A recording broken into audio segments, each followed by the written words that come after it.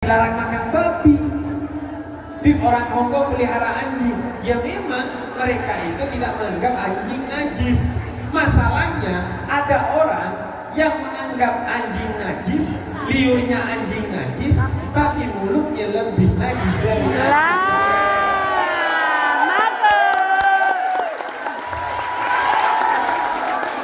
Kata Nabi Muhammad, najasatul lisan al-badanat.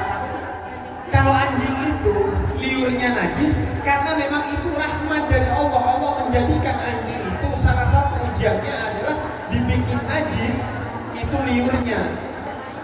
Tapi ada orang yang diciptakan sebagai ciptaan terbaik, laqad khalaqnal insana fi ahsani taqwim, namanya manusia kata Al-Qur'an, tapi lisannya menjadi dibuat najis oleh dia karena selalu keluar kata-kata yang kotor dari lisannya. Najasatul lisan al-bada'at. Najisnya lisan dan liur manusia adalah ketika ngomongin kejelekan orang lain. Karena itu kita belajar di sini. Bagaimana orang di sini? Kalau secara ritual memang tidak Islami, tapi secara akhlak itu adalah akhlak yang sangat Islami. Bagaimana mereka tertib, mereka disiplin, mereka bersih, mereka antri. Pokok semuanya adalah sesuatu yang seharusnya menjadi identitas kita sebagai orang Islam. Maka mari kita belajar dan berlomba-lomba dengan mereka, dan dari mereka untuk menjadi pribadi yang lebih Islami berada di sini. Malu kalau mereka lebih Islami daripada kita. Saya ingin bahwa kita itu justru menjadi tadi contoh tentang Islam di sini.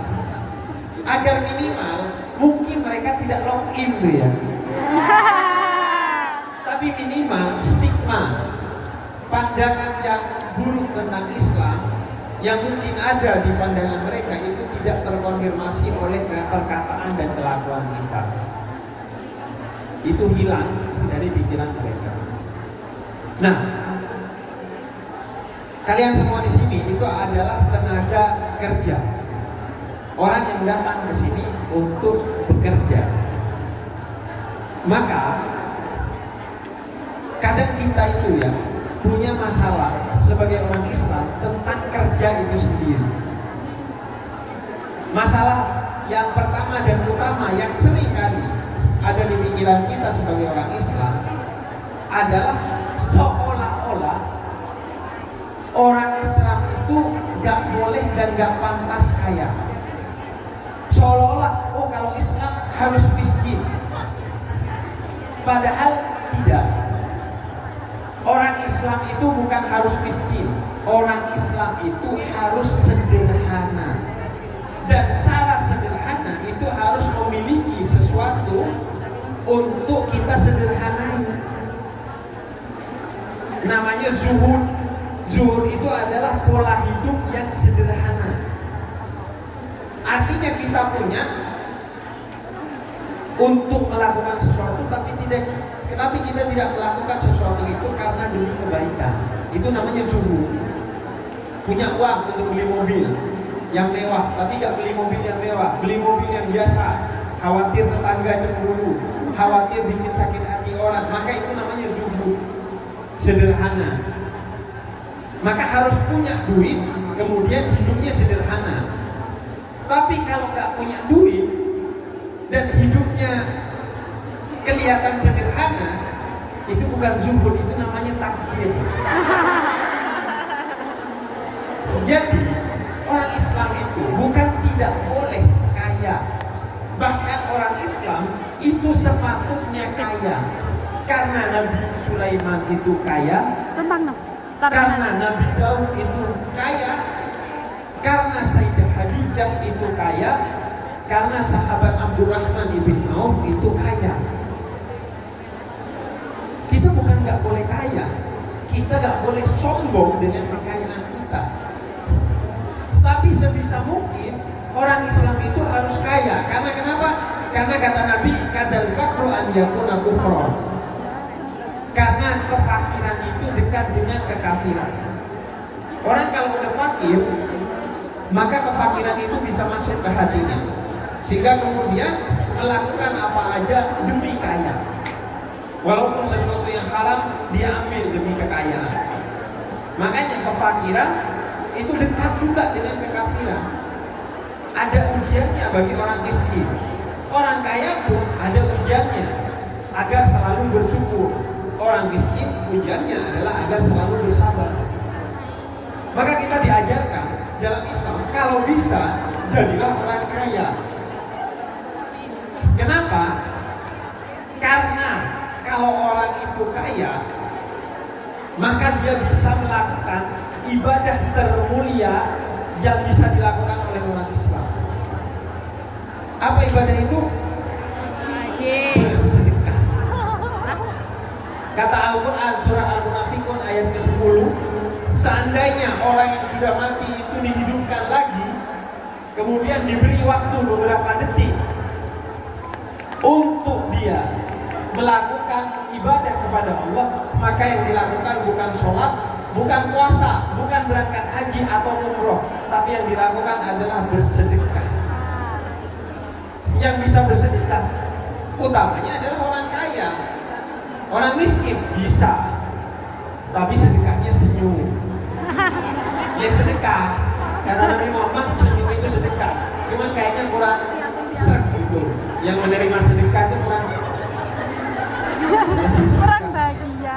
Tapi kayaknya siapa yang sedekah yang lebih dari itu. Karena itu seorang muslim itu sebaiknya kaya. Karena kenapa?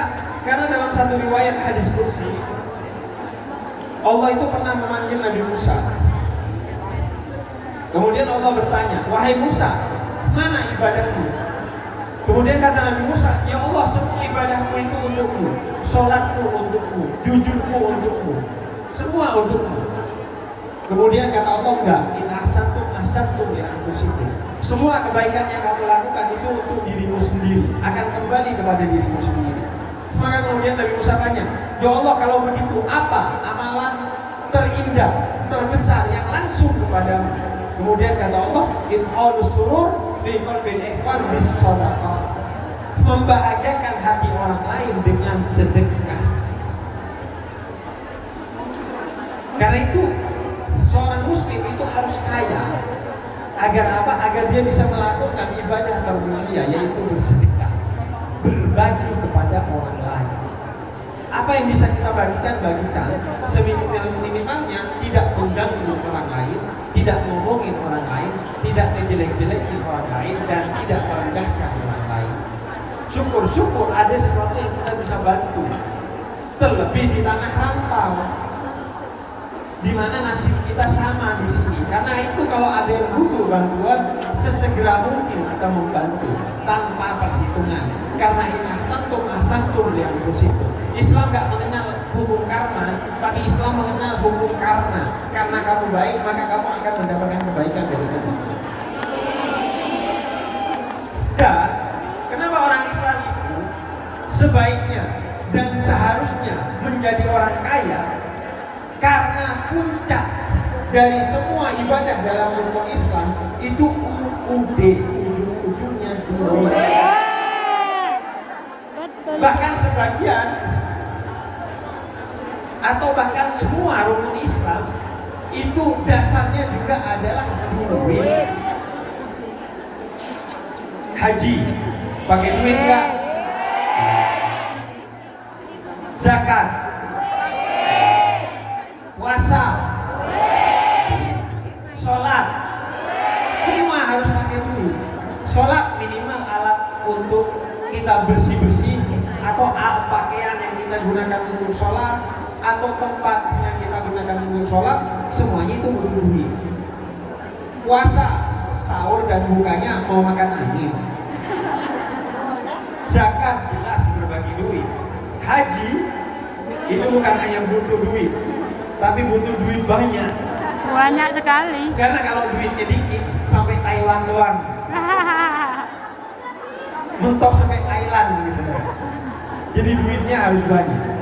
Dan puncak dari ibadah itu, dari semua rukun Islam itu adalah sesuatu yang kaitannya dengan harta. Misalnya haji. Tolok ukur haji yang mabrur, kata Nabi Muhammad itu ada dua. Yang pertama, setelah pulang haji kata-katanya menjadi baik. Dan yang kedua, setelah pulang haji suka ngasih makan orang lain. Ngasih makan orang lain itu harta. Maka haji yang mabrur itulah haji yang kaitannya juga dengan harta, yaitu ngasih makan orang lain. Puncak haji adalah hal-hal yang kaitannya dengan harta, yaitu ngasih makan orang lain. Itu haji.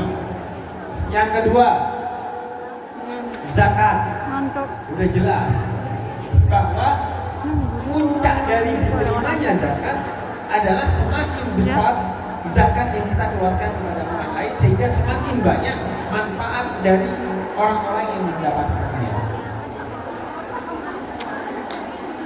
Karena itu dalam Al-Quran dikatakan lan tanalul birra hatta tunfiqu mimma tuhibbun. Kamu tidak akan sampai menjadi orang yang berzakat dengan tingkat kemuliaan yang tinggi hingga kamu menzakatkan sesuatu yang paling besar, yang paling dicintai, yang paling kamu sukai kepada orang lain. Jadi zakat itu yang terbaik adalah sesuatu yang paling kita cintai, yang bisa kita zakatkan. Jangan saya dengar Habib pernah bilang zakat terbaik adalah yang paling saya cintai. Yang paling saya cintai itu suami. Yang bisa dizakatkan. Artinya apa? Puncak dari zakat itu adalah barang yang paling mewah, paling mahal, paling besar, paling kita cintai. Begitu kata Al-Quran. Artinya lagi-lagi zakat itu kaitannya dengan apa? Dengan harta yang besar. Dua lagi, puasa dan sholat. Kelihatannya sepintas tidak ada kaitannya dengan harta, tapi nyatanya terkait erat dengan harta. Puasa, puncak dari puasa itu adalah ngasih makan orang yang berpuasa, kata Nabi Muhammad. Kata Nabi, siapa yang ngasih makan orang yang berpuasa, maka dia akan mendapatkan seolah-olah hari itu dia juga berpuasa. Ngasih makan buka puasa 1000 orang berarti kita 1000 kali pahala orang yang berpuasa. Karena ujung-ujungnya harta lagi. Puasa itu bahkan kata Nabi Muhammad, Ramadan itu adalah Syahrul Mubarak, bulan yang penuh keberkahan. Kenapa? Karena Nabi Muhammad itu orang yang selalu berbagi, dan ketika memasuki bulan Ramadan, keberbagian Nabi Muhammad itu meningkat berkali-kali lipat. Jadi puncak dari puasa itu adalah harta lagi. Begitu juga sholat. Sholat apa kaitannya dengan harta? Puncak dari sholat itu dijelaskan dalam Al-Quran. Seorang yang dipuji sholatnya oleh Al-Quran adalah mereka yang ruku sedangkan tangannya menjulurkan agar cincinnya diambil oleh orang yang meminta-minta di luar masjid ketika orang itu sedang sholat. Ini kisah tentang seorang sahabat Nabi yang ketika ruku kemudian ada yang minta-minta, kemudian dia menjulurkan tangannya agar cincinnya diambil oleh pengemis yang meminta-minta. Orang sholat yang seperti ini yang dipuji oleh Allah di dalam Al-Quran. Artinya apa? Puncak dari sholat adalah berbagi dengan harta kepada orang lain.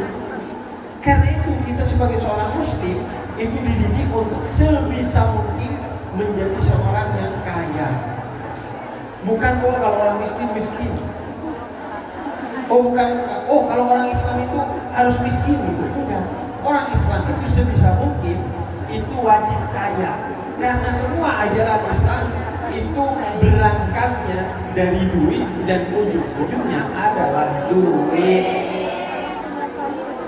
Jadi insya Allah nanti di sini dengan keberkahan bekerja di sini sambil mengaji di sini jadi orang kaya. Kekayaannya menjadi kebaikan bagi hidupnya di dunia hingga di akhirat kelak. Begitu. Nah, yang kedua, seringkali kita itu menjalani pekerjaan dengan pola pikir yang salah. Seolah-olah kerja itu adalah urusan duniawi dan ngaji adalah urusan ukhrawi. Padahal Islam tidak mengajarkan begitu. Islam memuliakan ngaji. Kata Al-Quran, yarfa'illahu alladhina amanu minkum walladhina utul ilma darajat. Allah memuliakan berderajat-derajat orang yang ngaji. Tapi ingat, suatu hari Nabi pernah ngaji begini bersama para sahabatnya. Di tengah-tengah ngaji, Nabi melihat bersama para sahabatnya ada seorang anak muda mikul kayu bakar untuk dijual di pasar. Kemudian kata para sahabatnya, betapa celakanya dan ruginya anak muda itu. Di sini sedang ngaji bersama Nabi Muhammad, dia malah sibuk kerja. Kemudian kata Nabi Muhammad, nggak gitu pola pikirnya. Siapa yang bekerja agar dirinya dan keluarganya tidak mengemis, maka dia sedang jihad fi sabilillah. Dia sedang berjihad di jalan Allah. Jadi orang yang bekerja itu adalah berjihad, bukan hanya bernilai ibadah, tapi bernilai jihad yang bisa jadi lebih mulia dari orang yang ngaji di masjid. Jadi kalian yang nanti kembali bekerja itu bisa jadi lebih mulia duduk di sini untuk mengaji, karena itu jihad. Dan yang berkata adalah Nabi Muhammad. Karena kalau ibadah itu hanya dihitung dari sholat, puasa, zakat, dan haji, nggak nyampe ke surga. Sholatnya cuma berapa menit? 5 menit kali 5 25 menit, tambah zikir dan lain sebagainya, nggak nyampe 1 jam. Sedangkan dikasih waktu 24 jam sehari oleh Allah. Itu pun ketika sholat pikirannya traveling kemana-mana. Itu pun suratnya kulhu lagi.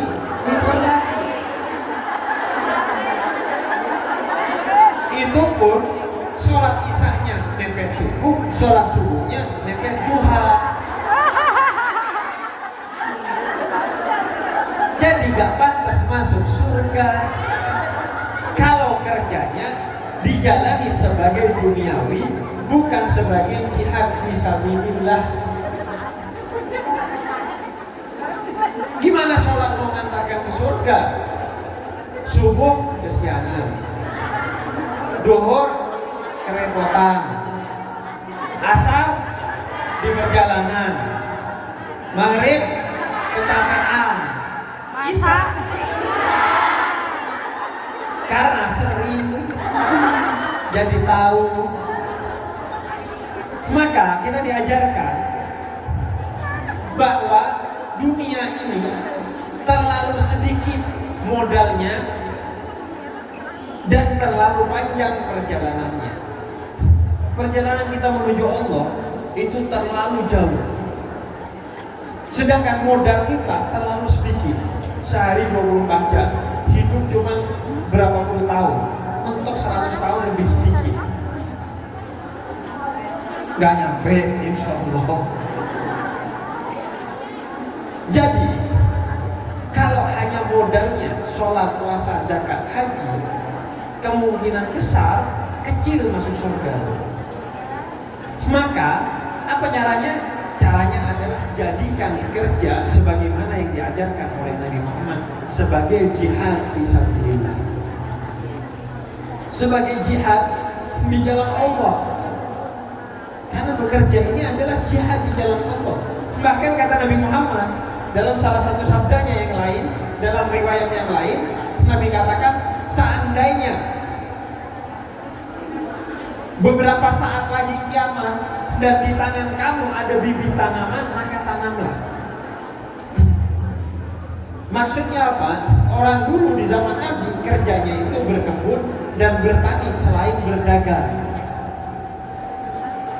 Maka kata Nabi, wahai petani, seandainya beberapa saat lagi kiamat dan kamu masih punya bibit, tetaplah bertani, tetaplah bekerja, karena itu ibadah yang mulia, karena itu jihad di jalan Allah.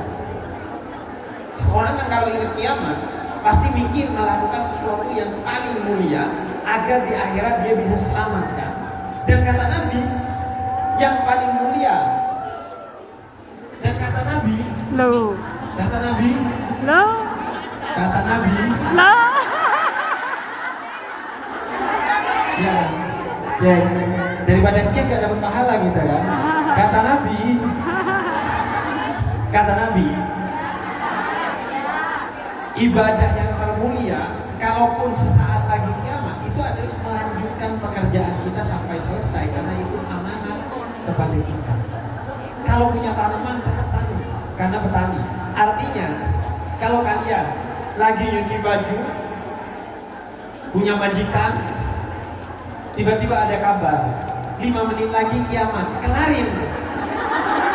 Karena itu ibadah termulia bagi seorang yang sedang bekerja, yaitu menyelesaikan pekerjaannya dengan baik, karena itu amanat dari Allah. Makanya di Indonesia itu warung Madura bukanya sampai kiamat. Kiamat buka setengah hari. Karena kenapa? Kerja itu ibadah, kerja itu jihad. Nah, dengan menjadikan kerja sebagai jihad, maka insya Allah pahala kita itu begitu besar.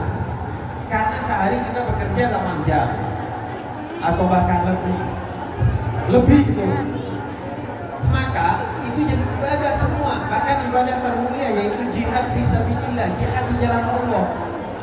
Jangan biarkan itu sia-sia hanya menjadi aktivitas duniawi. Bahkan para nabi sekalipun, misalnya Nabi Allah Daud, Nabi Daud itu adalah raja yang kaya raya dan melahirkan raja yang paling kaya raya, yaitu Nabi Sulaiman.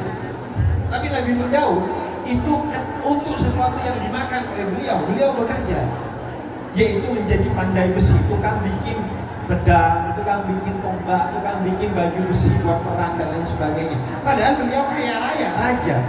Tapi untuk yang dimakannya bekerja sendiri. Karena kenapa? Karena bekerja itu adalah jihad di jalan Allah. Karena itu jangan sia-siakan kerja sebagai aktivitas duniawi saja. Jadikan ini aktivitas ukhrawi. Jadikan ini sebagai jihad, sebagai ibadah.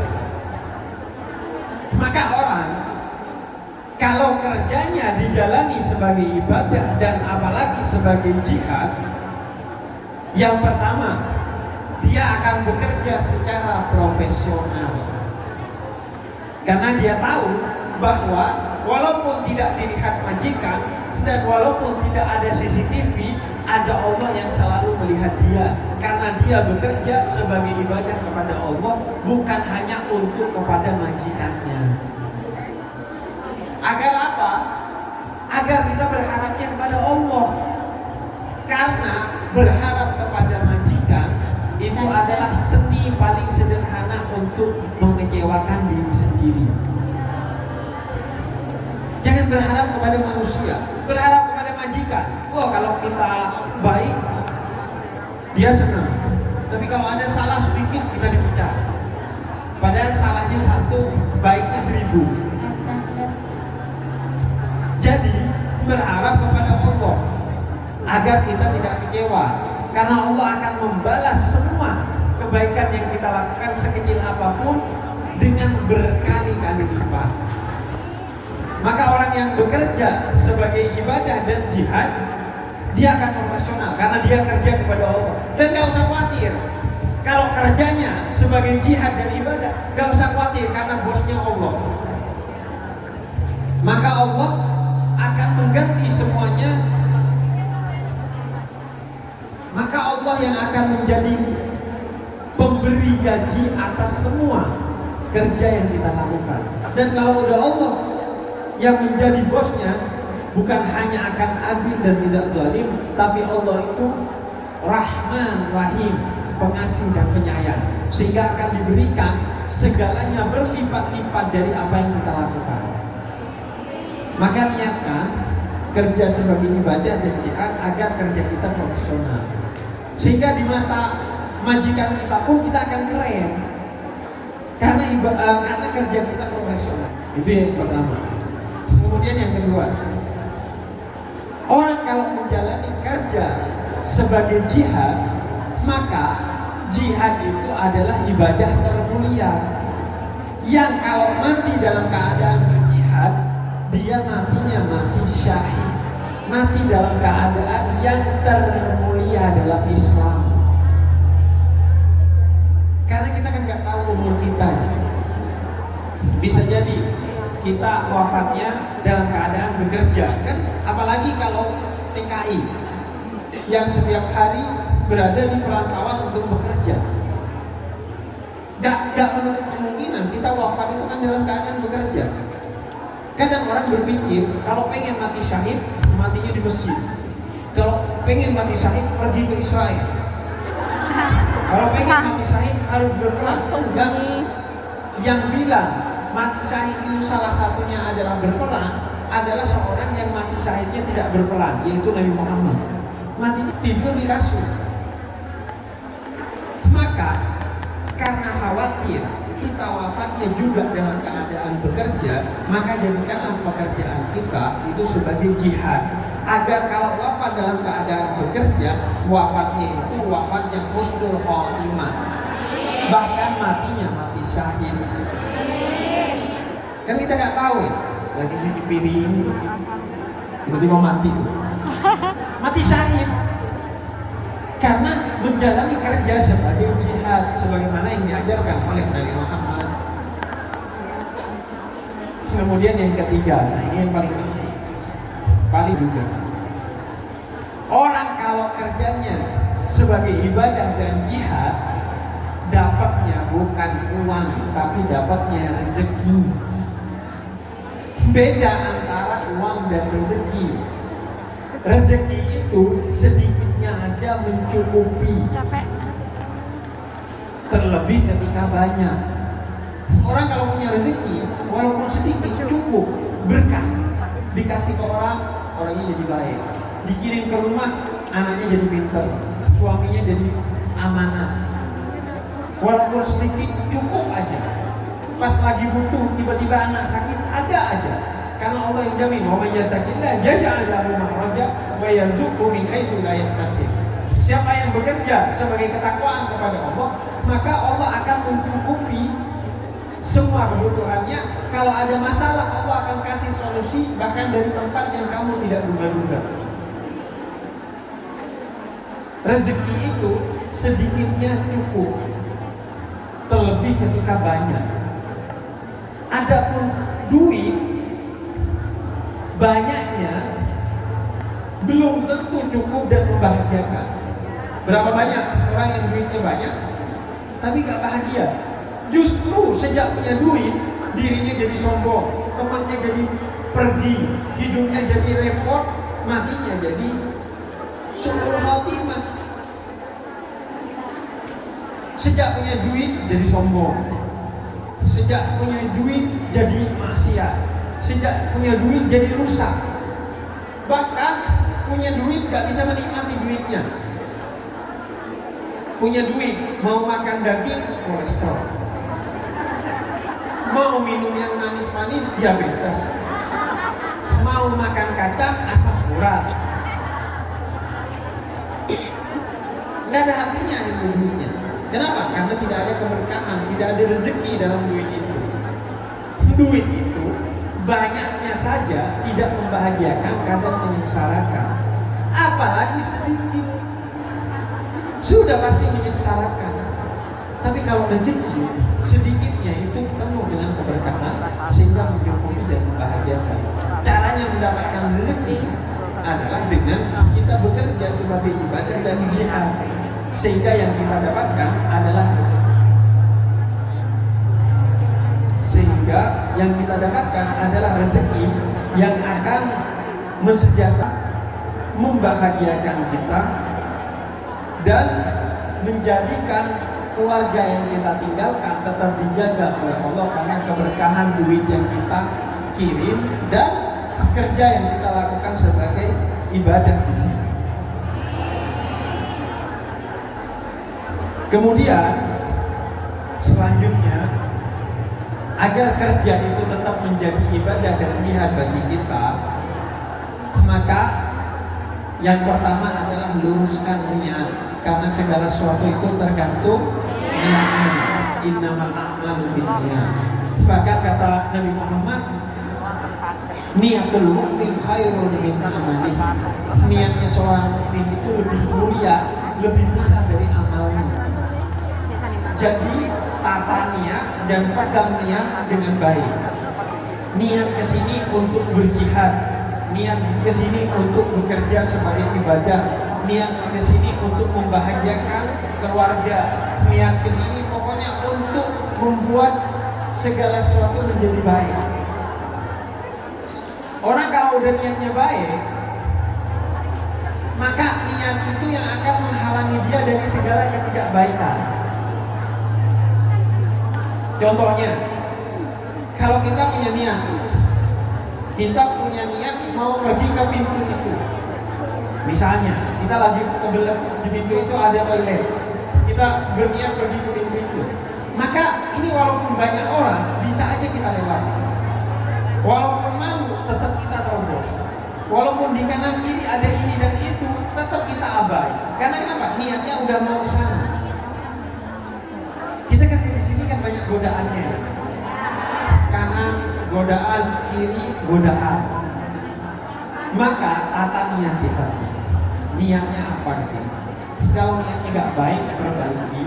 Setelah itu pegang terus niat, agar apapun yang ada di kanan dan di kiri kita itu tidak mengubah niat kita, tidak membuat kita lalai dari niat kita.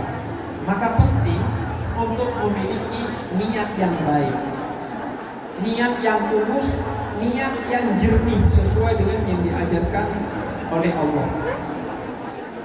Dan yang kedua, jauhi yang haram.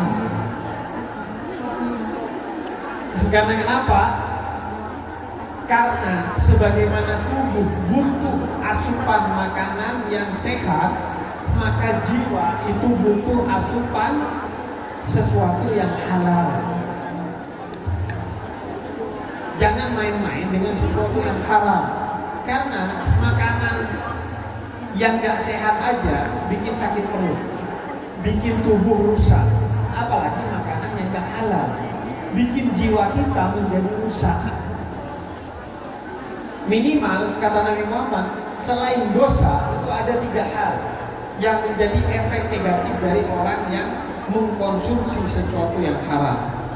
Sesuatu yang haram ini entah makanannya haram, atau cara mendapatkannya haram, atau cara mengelolanya haram. Karena ini di Hongkong kan, dendengnya tadi katanya dendeng babi. Katakanlah dendengnya gak babi, daging biasa, tapi ngolahnya bisa jadi secara haram. Kita kerja kepada orang bisa jadi haram, karena itu pegang amanat agar tidak mendapatkan gaji yang haram.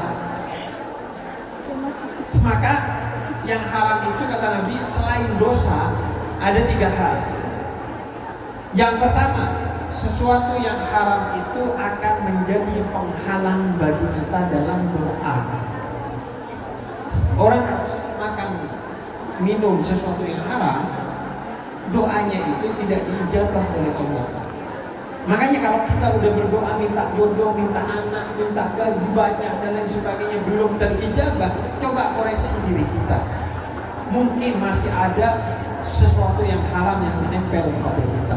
Entah itu makanan di perut kita, pikiran di otak kita, perasaan di hati kita, perkataan di lisan kita, kelakuan di tangan kita, perjalanan di kaki kita, yang semuanya kaitannya ada hal-hal yang haram. Bersihkan agar doa kita langsung diijabah oleh Allah. Apa kekuatan kalian kalau bukan doa? Kalian meninggalkan keluarga kalian di rumah sana. Mungkin ada yang sakit, mungkin ada yang begini, mungkin ada yang begitu. Ada banyak sekali tantangan yang kalian titipkan di sana kepada Allah. Tanpa doa bagaimana kalian mau menjaga mereka? Maka para TKI di Hongkong harus mengandalkan kekuatan doa untuk menjaga keluarganya, untuk menjamin dirinya baik-baik saja di sini. Maka cara menjamin doa kita agar diterima oleh Allah adalah dengan menjauhkan dari segala sesuatu yang haram. Yang kedua, yang haram itu yang pertama dosa, kan? Selain dosa itu ada 3. Yang pertama adalah menjadi penghalang doa. Yang kedua, ini saya diatur-atur di sini. Iya, kayaknya bukan itu intinya soalnya. Nah, yang kedua, terserah mau dibilang yang ketiga lah, adalah sesuatu yang haram itu membuat diri ini cenderung kepada sesuatu yang maksiat. Di Hongkong ini kan banyak maksiat ya. Seandainya Islam itu bukan agama yang mudah dan agama yang cinta kasih atau rahmat, niscaya kita kalau ke Hongkong itu harus pakai VR tuh, harus penutup mata, karena di mana-mana maksiat. Tapi karena Islam itu ad-dinu yusrun dan Islam itu rahmatan lil alamin, agama yang mudah dan penuh cinta kasih, maka kalau melihat pertama gak dosa. Tapi kalau ngelihat yang pertama dan gak kedip tetap dosa. Maksiat kan di mana-mana ya di sini. Agar kita tidak condong kepada maksiat itu, lewat di depan kemaksiatan gak belok, diajak ke kemaksiatan gak ikut, tapi justru ketika diajak pada kebaikan kita gercep berangkat, maka kuncinya adalah bersihkan diri ini dari segala sesuatu yang haram. Dan yang ketiga, selain dosa atau yang keempat,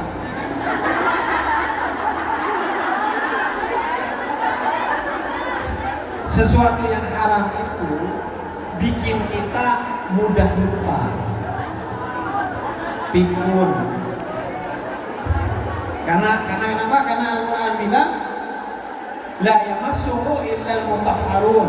Orang itu tidak akan bisa memahami Al-Quran, menghafal Al-Quran, mengingat Al-Quran kalau dia tidak suci dari hal-hal yang haram.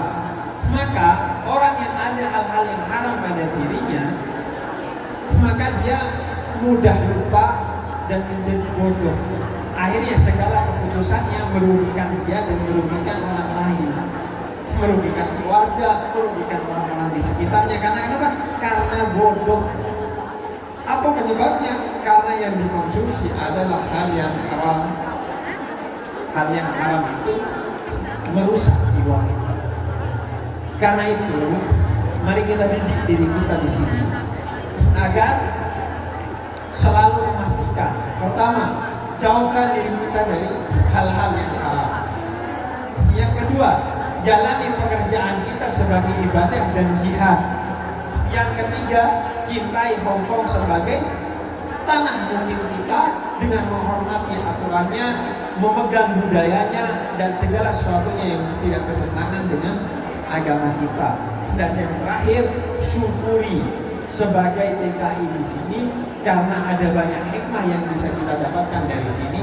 Di antaranya semakin cinta sebagai sesama orang Indonesia, semakin besar pahala dalam menjalankan agama Islam kita, dan semakin mudah toleransi kita kepada orang-orang yang berbeda agama dengan kita dalam ukhuwah insaniyah, persaudaraan kita sebagai sesama manusia. Karena nanti kalau balik ke Indonesia, itu melihat orang Indonesia udah biasa, sehingga persaudaraan sebagai sesama orang Indonesia pun jadi biasa. Tapi kalau di luar negeri, insya Allah persaudaraannya lebih kuat sebagai sesama orang Indonesia ketimbang di Indonesia. Tapi di sini saya masalah sama orang Indonesia. Kalau di sini persaudaraannya segitu, di Indonesia lebih buruk dari itu. Karena isinya orang Indonesia semua. Jadi masalahnya pasti lebih banyak lagi. Karena itu fokuslah untuk menjalani kerja ini ibadah agar jadi rezeki. Dimakan kita jadi berkah, dikirim ke keluarga jadi baik, dikirim ke anak masa depannya jadi cerah. Pokoknya jadi kebaikan bagi kita semua. Pokoknya insya Allah, ya Allah, ibu ini orang-orang mulia. Kan saya bilang, ibu itu kerja di rumah aja bukan kerjaannya. Kerja di rumah sendiri aja itu bukan kerjaannya.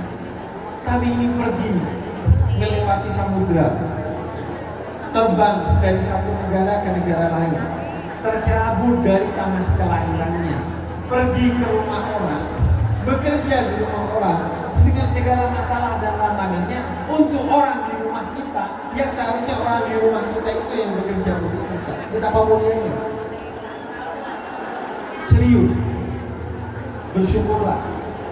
Demi Allah, Anda ini orang-orang yang mulia.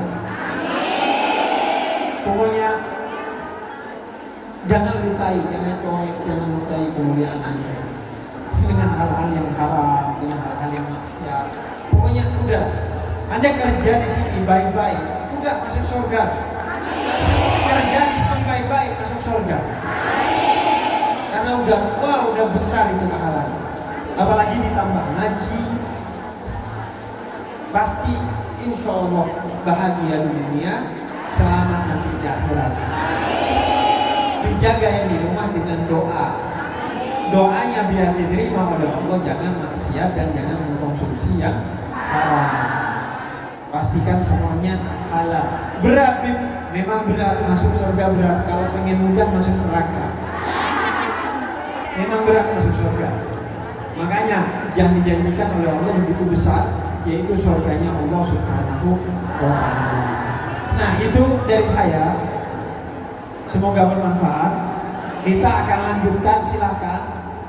Kalau mau bertanya terkait dengan apa yang disampaikan, atau tidak terkait dengan apa yang disampaikan, atau bahkan pertanyaan tersesat sekalipun, silahkan.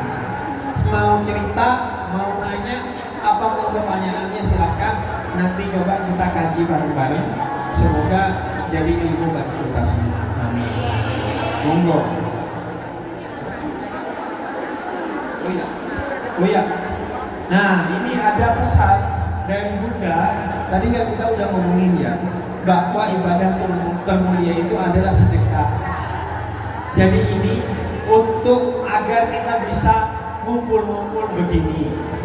Terus juga tadi saya dan Bunda cerita tentang ini gimana kalau ada teman-teman kita yang punya masalah, entah itu harus keluar malam-malam dari rumah majikannya, harus begini dan begitu, gimana caranya. Kemudian kata Bunda, kita bikin komunitas-komunitas yang saling mendukung dengan sedekah agar bisa membantu, baik membantu orang yang membutuhkan atau membantu kita bersama untuk bikin acara-acara yang seperti ini. Jadi monggo ibu-ibu, mama, bunda-bunda, mbak-mbak semuanya semampunya disampaikan sedekahnya. Semoga karena keberkahan sedekah ini jadi kebaikan bagi kita, keluarga kita, suami kita, anak-anak kita, kebaikan di dunia dan kebaikan di akhirat. Dompetnya abang kok imut ya? Silakan yang enak, simpel ya. Ini kuasa sedekah. Dalam? Sambil kita nanti tanya jawab. Monggo. Takut jatuh ini. Enak. Semoga simpel. yang terbaik dan semoga apa yang panjenengan tempuhnya tas hijau mendapat berkah, oke? Ikhlas? Yang terbaik, oke? Yang gak terbaik yang terbaik, oke? Karena sedekah panjenengan mudah-mudahan menambah rezeki, lancar panjenengan, mudah-mudahan dibaikan majikannya, dijaga keluarganya dengan sedekah. Dengan sholawatan, oke? Sholawat Jibril, Mbak Tia, shollu ala Nabi Muhammad.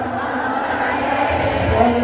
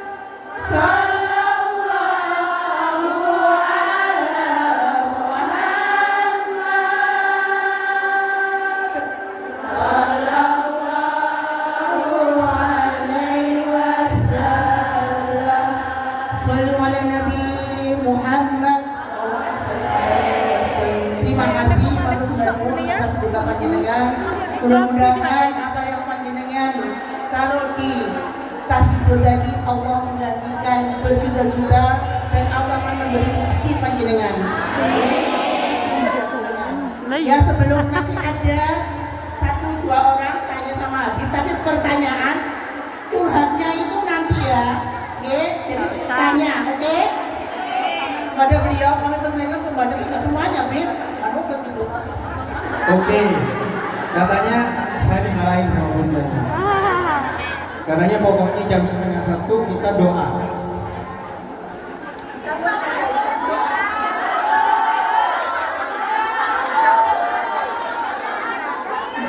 Jam 12:30 ya, nanti lebih dikit udah lihat.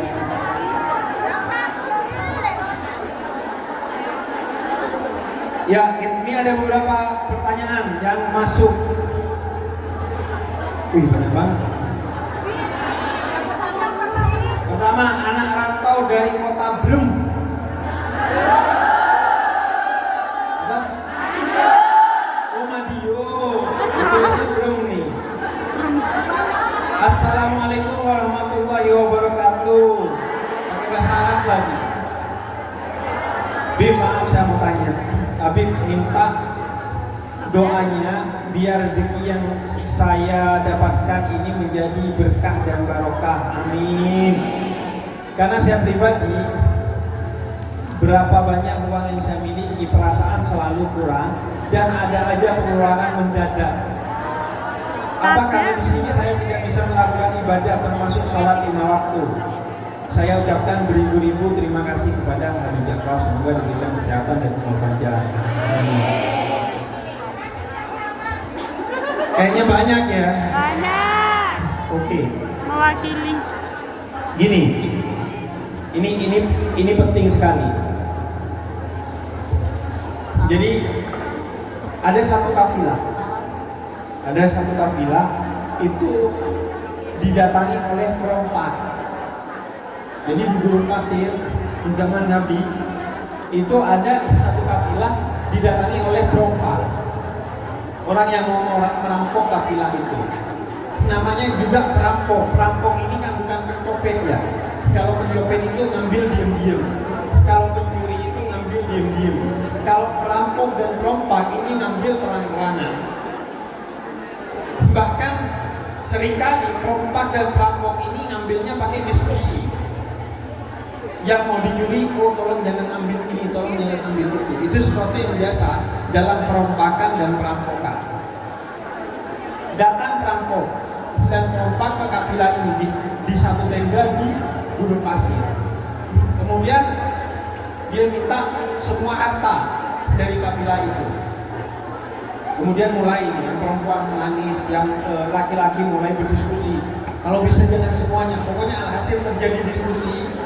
Yang dirampok ini minta disisakan sebagian hartanya untuk menjadi bekal agar bisa kembali ke kampungnya. Di tengah diskusi itu, yang dirampok ini bikinin kopi buat yang merampok agar bisa dilobi dengan lebih baik. Dan ternyata yang merampok ini itu lagi puasa. Jadi dia nggak minum kopinya. Ini riwayat. Kemudian ditanyalah sama yang dirampok, kamu ini perampok, tapi berpuasa. Kalau kamu berpuasa, seharusnya kamu nggak ngerampok, karena kamu takut kepada Allah. Kemudian kata dia, saya ini perampok udah dari dulu.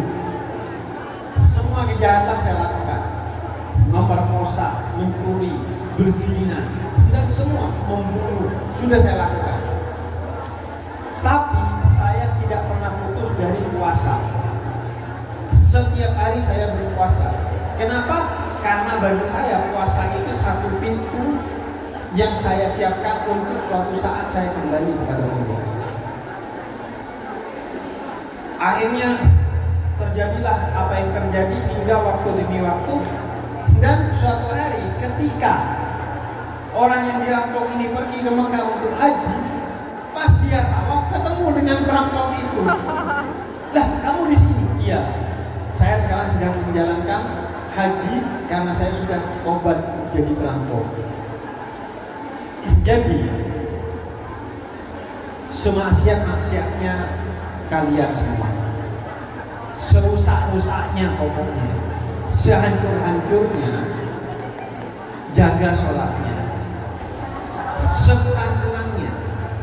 Bim, sholat saya tapi waktunya mepet karena saya harus bekerja. Ya udah. Bim, sholat saya gak maksimal karena di rumah orang non-muslim. Ya udah. Bim, sholat saya begini dan begitu. Ya udah. Yang penting utamanya dan paling mendasar adalah sholat.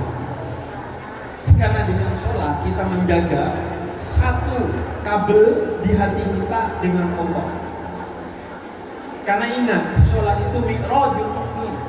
Sholat itu jembatan pertama dan utama kita dengan Allah. Kalau ini putus semuanya. Karena as-sholat imaduddin, sholat itu tiang pertama dan utama. Jaga satu kabel kita dengan Allah itu seminimal-minimalnya dengan sholat. Karena sholat yang paling mendasar. Sholat itu ibadah utama kita. Kita diutus untuk sholat. Puasa, bisa gak puasa kalau sakit atau lagi perjalanan. Haji, bagi yang mampu, yang gak mampu gak usah haji. Zakat, bagi yang punya duit, gak punya duit gak usah zakat. Tapi sholat, mau sakit, tetap sholat. Gak bisa sholat berdiri, sholat duduk. Mau di perjalanan, tetap sholat. Bisa di jamak, bisa di kosor. Mau ketinggalan waktu sholat, tetap sholat. Sholatnya dikodok. Mau miskin, tetap sholat. Mau gak punya duit, tetap sholat. Mau kelaparan, tetap sholat. Apapun keadaannya, sholat tetap wajib. Kalau kalian tetap menjaga sholatnya, insya Allah apa yang dikeluhkan tadi dan keluhan-keluhan lainnya, Allah akan jaga kalian. Karena kenapa? Inna ilallahi raghibun. Kita itu hanya bisa berharap dari Allah. Apa yang kita punya kalau udah kehilangan Allah, dan apa yang hilang dari kita kalau masih punya Allah. Dan cara menjaga hubungan kita dengan Allah itu dengan sholat. Dengan sholat berarti kita tetap terhubung dengan Allah. Sehingga semua masalah-masalah. Karena gini, karena kita kan nggak tahu detailnya ya. Saya mau ngasih solusi juga nggak tahu detailnya. Kalau tahu detailnya belum tentu saya bisa ngasih solusi. Kalaupun ngasih solusi belum tentu solusi itu bisa diterapkan. Kalau bisa diterapkan belum tentu solusi itu tepat. Artinya yang maha solusi adalah Allah. Maka jaga sholat kita. Apapun keadaannya, kurang-kurang nggak apa-apa, telat-telat nggak apa-apa. Karena itu yang kita bisa sekarang. Tapi usahakan untuk terus jaga dan terus perbaiki sholat kita. Sholat, kalau bisa juga kalau sempat 2 rakaat aja sholat malam, tahajud. Karena itu jarak terdekat kita dengan Allah. Minta di sana. Allah tidak akan diam. Karena kata Allah, siapa yang sudah mengangkat tangan maka Allah pasti akan turun tangan. Allah Hayyu, Allah Maha Hidup. Kemudian Allah Maha. Kalau ada hambanya yang berdoa untuk tidak mengabulkan doanya. Jadi tolong dijaga sholatnya. Apapun keadaannya, dijaga sholatnya. Walaupun belum maksimal, dijaga sholatnya. Karena itu yang utama antara kita dengan Allah. Orang kalau udah sholat, Allah jaga semuanya. Rezekinya Allah jaga, keluarganya Allah jaga, suaminya, anaknya, orang tuanya, semuanya dijaga dengan keberkahan sholat. Karena orang kalau sholat berarti sinyalnya masih nyambung sama Allah. Setiap hari masih nyetor ke Allah. Makanya doa orang-orang yang beriman itu, ya Allah undur ila abdik, Allah lihat saya. Gimana cara minta perhatian kepada Allah? Ya sholat.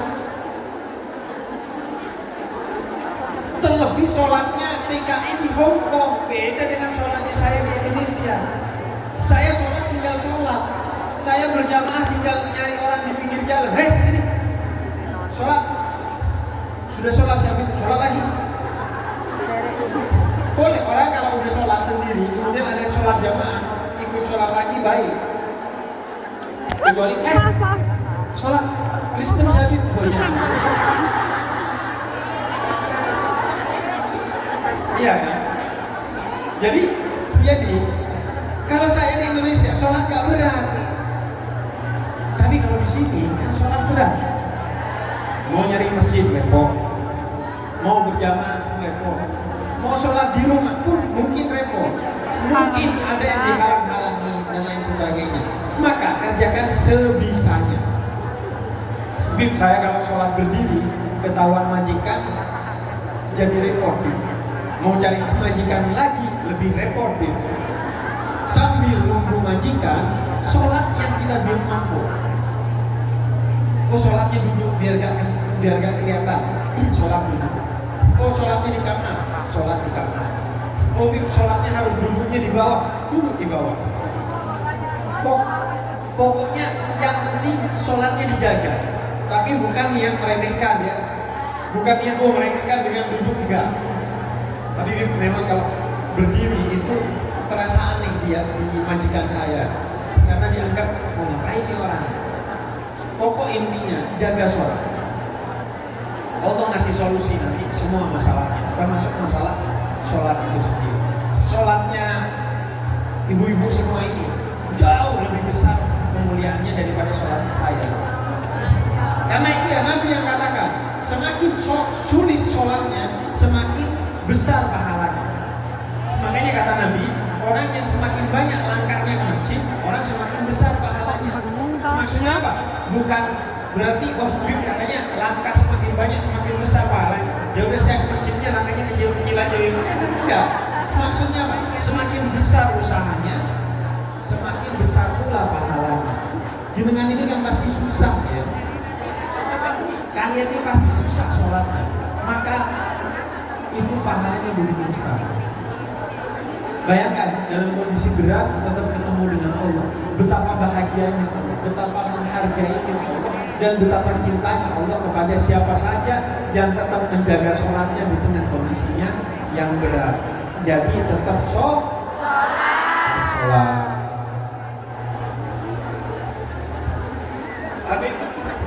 Habib mau bertanya bagaimana cara menjaga supaya tetap istiqomah sedangkan kita di sini berteman dengan berbagai corak circle pertemanan. Pengennya tetap menjaga silaturahmi tapi ada yang gibah tentang usaha kita berproses istiqomah. Oke. Pertama ya, silaturahmi